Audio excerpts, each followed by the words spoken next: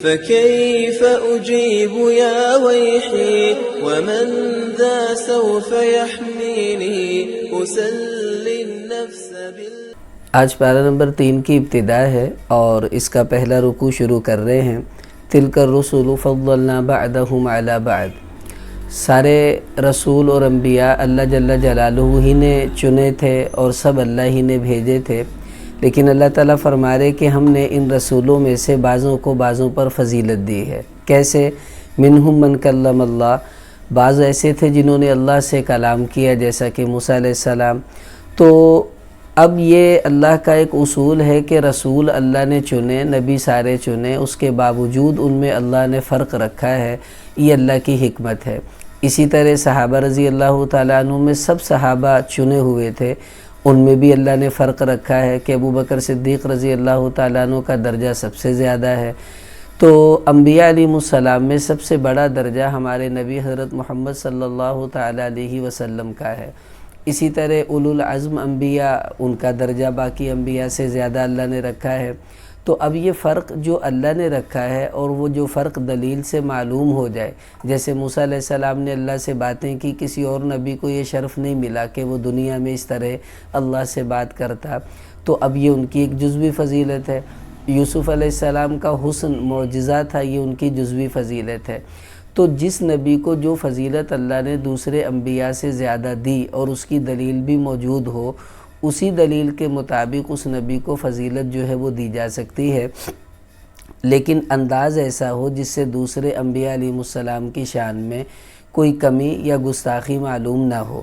اس لیے کہ نبی کریم صلی اللہ علیہ وسلم نے فرمایا کہ لا تفضلوا بین الانبیاء، کہ تم اللہ کے نبیوں کے درمیان میں ایک دوسرے کو فضیلت نہ دیا کرو، مطلب اپنی رائے سے، اپنے قیاس سے کسی نبی کو دوسرے نبی سے فائق قرار دینا، اس کا مطلب ہے کہ جس کو فائق قرار دیا وہ تو اوپر چلا گیا اور دوسرے کو تم نے نیچے کر دیا، تم کون ہوتے ہو اللہ کے نبیوں میں یوں مقابلہ کرنے والے؟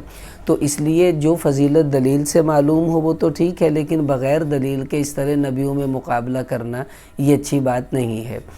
دوسری بات یہاں یہ بھی سمجھ لیں کہ بہت سے بزرگان دین، انبیاء کرام کے علاوہ جو عام انسان ہوتے ہیں، علماء کرام ہیں، ائمہ دین ہیں، ان میں بھی مقابلہ اگر تو ان کی کوئی ایسی فضیلت ہے جو انہی میں ہے دوسروں میں نہیں، تب تو کوئی حرج نہیں ہے، وہ واقعی ان کی فضیلت ہے۔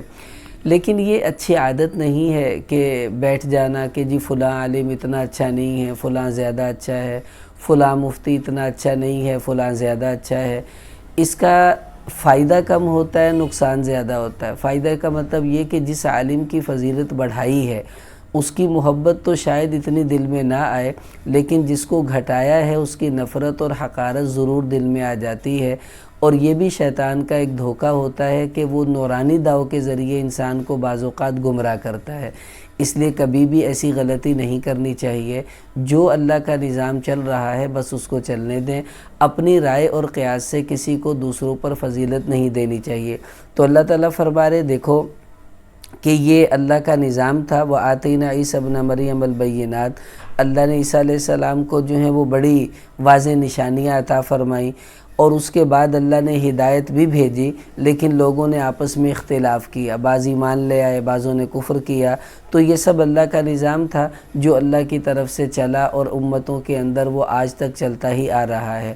ہمیں یہ دیکھنا چاہیے کہ ہم صراط مستقیم پر ہوں اور اللہ کے بتائے ہوئے صحیح راستے پر چل رہے ہیں، تو پھر مطمئن ہو کر زندگی گزارتے رہیں، اس میں کوئی پریشانی نہیں ہے۔